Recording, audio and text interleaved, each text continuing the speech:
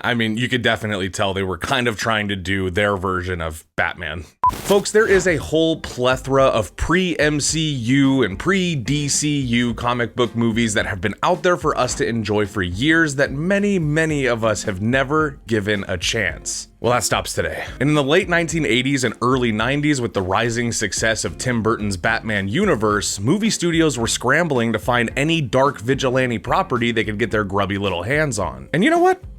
It wasn't all bad. There was some great stuff in there, and one of those great things was the much forgotten about but still cult beloved Darkman. And honestly, this is a movie that I still enjoy. So in today's episode, kick back, relax, get something cold to drink, because today we are going to be breaking down what the f happened to Darkman.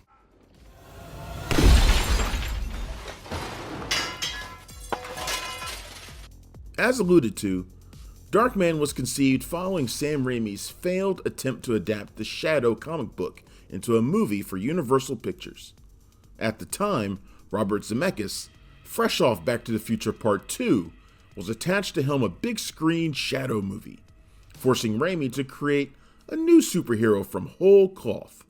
Once Universal denied Raimi rights to the Shadow, he combined qualities from various superheroes while paying deliberate homage to the 1930s and 1940s horror movies that inspired him as a kid. Fusing characteristic elements from The Shadow, The Phantom of the Opera, The Hunchback of Notre Dame, The Elephant Man, Frankenstein, and more, Raimi conjured Darkman as a soul-tormented anti-hero, fighting his inner demons along with villainous mobsters, a man of science who begins as a kind-hearted do-gooder and morphs into a raging maniac, to a self-loathing monster, forced to look inward into his own heart. To convey this inner conflict on screen, Raimi came up with the idea to give the protagonist, Peyton Westlake, aka Darkman, the ability to alter the visage of his face to appear as other individuals. When the 40-page short story evolved, Raimi changed the conceit to have Westlake struggling to adapt after losing his original face after creating synthetic skin that deteriorates when exposed to light. Partially a victim of his ambitious folly, Darkman grapples with his embattled soul as he channels his face-altering technology to fight deranged criminals Louis Strack and a sadistic, finger-snipping mobster Robert G. Durant. While Raimi was adamant that Darkman was not a horror movie in the traditional sense, he couldn't hide his affinity for classic Universal monster movies. When describing his inspiration from old 30s and 40s horror movies, Raimi stated, "They made me fear the hideous nature of the hero and at the same time drew me to him. I went back to that idea of the man who is noble and turns into a monster." At its core, Raimi insists Darkman is more a tragedy than anything else. Sure, he looks terrible, he looks hideous, but really, what the movie turns out to be is the story of a man trying to recapture his lost love. While a few production mishaps occurred during principal photography, the most difficult aspect of making Darkman was writing the screenplay and editing the picture for a fickle test audience. With at least 12 screenplay drafts, the first was written by Chuck Farrer, who Raimi hired based on his work on Navy SEALs. Several subsequent drafts were penned by Sam Raimi and his brother Ivan, who incorporated his medical expertise as a real-life doctor to ensure Westlake's burn damage was accurate. As a preponderance of subplots piled up, Raimi and producer Robert Tapert felt they had enough story material to expand Darkman into a superhero movie franchise. Once that calculation was made, they hired screenwriting siblings Daniel and Joshua Golden to flesh out the narrative arcs. The Goldens contributed new dialogue, fresh characters, and action scenes before Sam and Ivan wrote several more drafts. Finally, Raimi's longtime friends and roommates at the time, Joel and Ethan Coen, helped develop the screenplay and polish the final draft, although they never wrote a complete script. As Tapert told The Hollywood Reporter during a 30-year retrospective, there are 5,000 names on that script. It was constantly being rewritten. In hindsight, I'm not sure it ever got better. It just incorporated more people's pisses. The Coen brothers were not credited by the Guild. They were instrumental early on with building the structure. The idea sprung from Sam's head, and Joel and Ethan coaxed him along that road. Chuck Farrer was the best at the villains. Raimi attributed the grueling screenwriting process to the ambitious nature of Darkman's story evolution, stating, "I decided to explore man's soul. In the beginning, a sympathetic, sincere man. In the middle, a vengeful man committing heinous acts against his enemies. And in the end, a man full of self-hatred for what he's become, who must drift off into the night, into a world apart from everyone he knows and all the things he loves." When it was time to cast Darkman, Raimi envisioned his old pal Bruce Campbell to play the part. However, despite starring in Raimi's 2 Evil Dead movies, Universal did not think Campbell was well known enough and forced Raimi to hire someone else. Gary Oldman and the late great Bill Paxton were considered for the role. However, Raimi settled on the relatively unknown Liam Neeson, who could credibly portray a monster with the soul of a man. Raimi also appreciated Neeson's old Gary Cooper charisma. Legend has it that Bill Paxton told his friend Neeson about the audition after he nearly got the role, and was so mad when Neeson won the part that Paxton didn't speak to him for years. Paxton would star in Raimi's A Simple Plan 8 years later. Despite Universal denying Bruce Campbell's casting, Raimi got the last laugh by giving Campbell a cameo as disguised Darkman in the final scene. Campbell also voices several background screams in the movie, stating he earned good studio money for his sound work behind the scenes. As for Neeson's attraction, he stated, "The script appealed to the little boy in me because I know it would have been something I would have loved to have seen on a Saturday matinee growing up in Ireland. And it was a big, fat, juicy lead in a movie." For Westlake's romantic interest in corporate lawyer Julie Hastings, several big-name actresses were considered. Julia Roberts was Universal's first choice, but she had recently broken up with her boyfriend Liam Neeson in real life. During their audition, Neeson and Roberts became so emotional that Roberts' agent immediately withdrew her name afterward. In 1990, Roberts shot to superstardom with the release of Pretty Woman. Kathy Bates, who won an Oscar for 1990's Misery, was originally cast as the burn victim doctor alongside a masked John Landis, but left before. At Landis' request, Bates was replaced by Jenny Agutter, who starred in his classic horror outing American Werewolf in London. Other actors considered to play Julie Hastings included Kelly Lynch, Bridget Fonda, Demi Moore, Gina Davis, Melanie Griffith, and Virginia Madsen. Frances McDormand was ultimately cast after demonstrating explosive chemistry with Neeson in the auditions. Of course, McDormand was married to Joel Cohen at the time, who famously edited Raimi's feature debut Evil Dead. Raimi, McDormand, and the Coens lived together while making Darkman, which McDormand admitted helped her win the role. Alas, Raimi and McDormand would clash on set during filming. Meanwhile, Bridget Fonda eventually co-starred with Paxton in Raimi's A Simple Plan. As for the horrifying heavy Robert G. Durant, Raimi cast Larry Drake because the actor reminded him of classic Hollywood actor Edward G. Robinson, stating, "He looked so mean, so domineering, yet he had this urban wit about him. I thought, my God, this guy is not only threatening looking, he has a good physical presence. What a perfect adversary for the Darkman." While Drake was primarily known for playing the kind-hearted, mentally impaired Benny on LA Law beforehand, he would go on to play horror villain Dr. Giggles after breaking type in Darkman in his sequel and unaired TV pilot. Meanwhile, Richard Dreyfuss and James Caan declined the role, before Colin Friels was cast as archenemy Louis Strack Jr. With the biggest production budget of Raimi's career, Darkman entered principal photography on April 19, 1989, with $14 million at his back, increased from the green-lit $8 to $12 million budget. The shoot lasted until August 10, 1989, with Tim Burton's industry-shaking superhero hit Batman released in June, while Darkman was being filmed. Of course, both superhero movies are scored by Oingo Boingo's Danny Elfman, who praised Raimi's visual style in the 30th anniversary retrospective. Sam has a wonderful visual style that lends itself easily to music. There was no reason to hold back on this one, adding, That idea was to create something sad and romantic.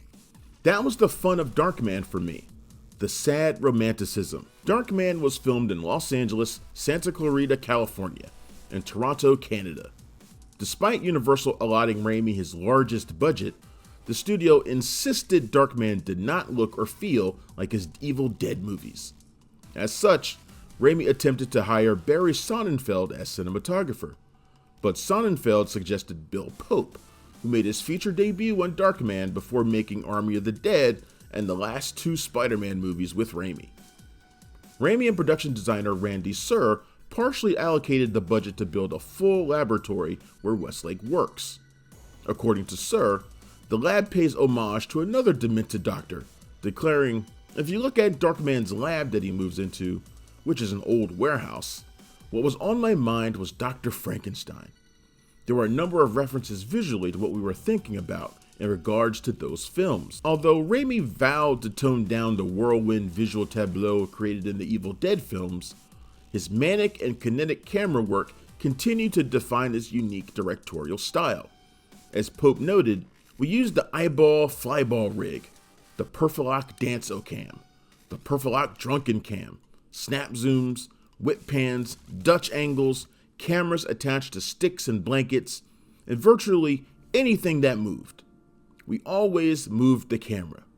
I have a distinct memory of being told by our dolly grip on day 50-something we were doing our first shot in the film where the camera didn't move through space, and it was a 360-degree pan. While the writing and editing processes proved the most difficult, Darkman's shoot had unique challenges.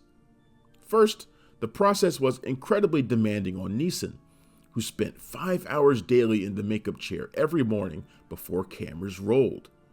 The process was reduced to 3 hours by the end, but Neeson was so physically exhausted from training for his next role, a bare-knuckle boxer in The Big Man, that he spoke about the challenges. I was also preparing to play a bare-knuckle boxer in a film to be shot in Scotland immediately after completion of Darkman, so I was setting my alarm clock for about 3 a.m. in order to do a workout as preparation, so days were definitely long and for the most part tiring.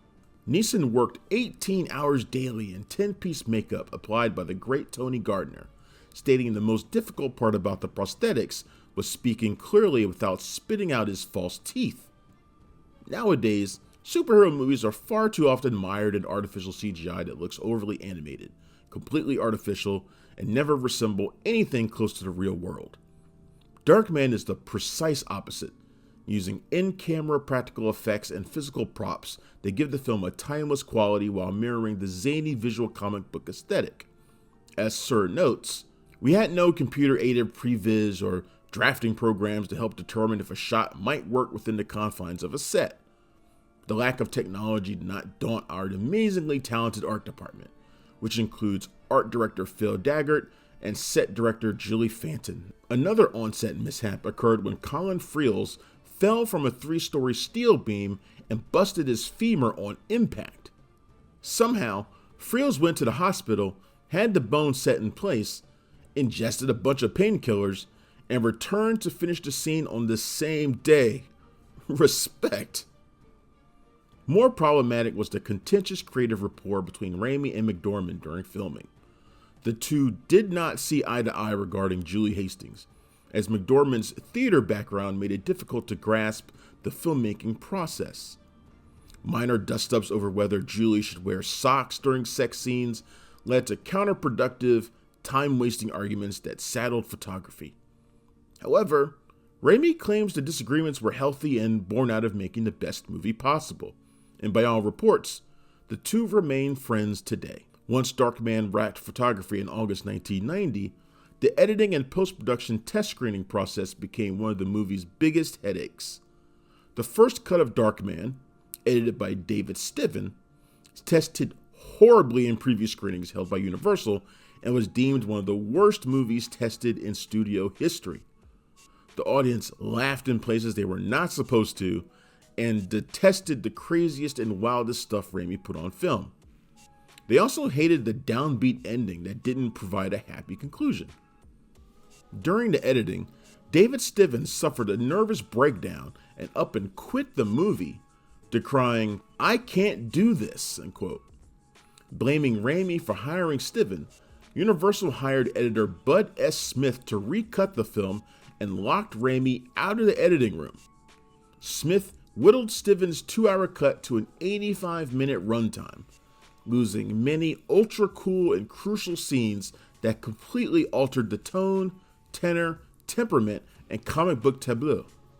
According to Tapert, when Universal brought in their own editor, they really did not want Sam in the process. Before that, we started out the preview process, scoring maybe 65, a score from the audience, and we were down to maybe a 26, with the shorter 85-minute cut scoring worse preview numbers than the initial edit. Universal was demoralized but approved it anyway. Unsatisfied, Tapert pulled off one of the most badass punk rock coup de grace on record. He hired editor Bob Morosk, now Raimi's longtime editor, to recut the entire movie from scratch, which included reinserting roughly 9 minutes of footage from the original version. Tapert and Moroski did this behind Universal's back and without Raimi's knowledge, taking matters into their own hands at the 0 hour to deliver the most entertaining movie possible.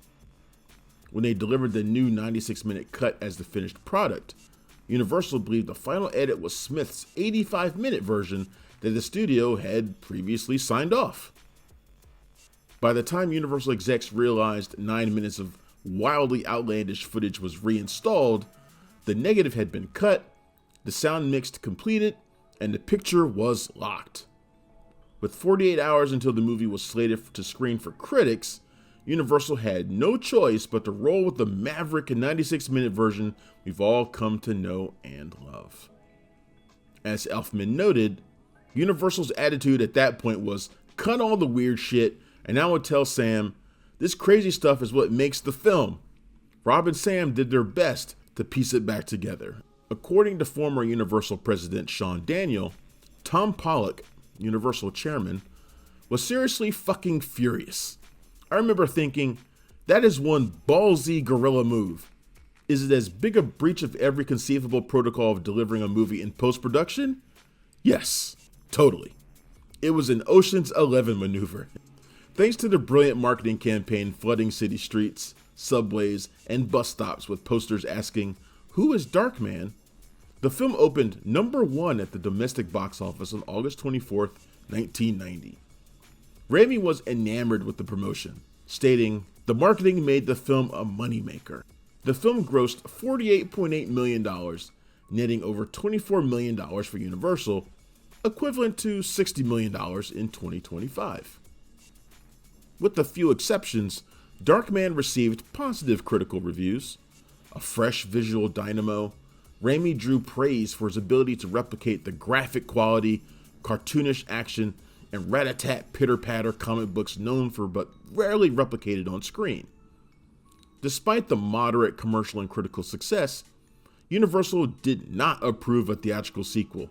Before we continue with our video, here's a reminder to click the Store tab on any of our JoBlo channels and browse our collection of the latest and freshest designs in our merch store. Go get you some. Instead, Darkman continued with 2 silly direct-to-video movies, a Marvel comic, novelization, an 8-bit Nintendo video game, and an unaired TV pilot. The 1992 TV pilot detailing Darkman's origin story was scheduled to air on Fox, but the network did not pick it up. Drake reprised his role as Durant, with Christopher Bowen replacing Neeson as Westlake. The story would have followed Westlake following Julie's death, with Darkman seeking vengeance on her killers.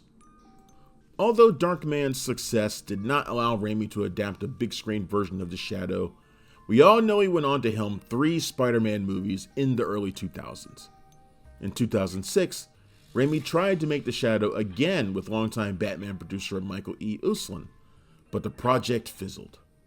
Of course, Raimi returned to the Marvel superhero realm with Doctor Strange in the Multiverse of Madness in 2022, the perfect material for the director to marry his comic book and horror movie sensibilities. While promoting Doctor Strange 2 in May 2022, Raimi confessed that Universal was considering a new Darkman sequel, and that Raimi would serve as a producer if it got made, Around that same time, Liam Neeson stated he would at least agree to read a Darkman 2 script. Meanwhile, Raimi has been tapped to direct the third Doctor Strange movie and is preparing his new desert island horror flick, Send Help. With horror and comics again at work, it's high time Universal to stop fucking around and let Raimi make the Shadow movie he's been intending to create for the last 35 years. After all, as the big budget comic book movies become more like factory line cookie cutter items, let Raimi's friend Fran McDormand tell it best. What is gratifying is that it continues to intrigue an audience. Even with all the Marvel and DC universe that we have now, Darkman is an art film. Hollywood may no longer be interested in making cinematic art in 2025. Yet with the chronic sequelitis and formulaic comic book movies ruling the multiplex, at least Sam Raimi has an original vision and a proven track record to let him step into the shadow and lead Hollywood out of the darkness.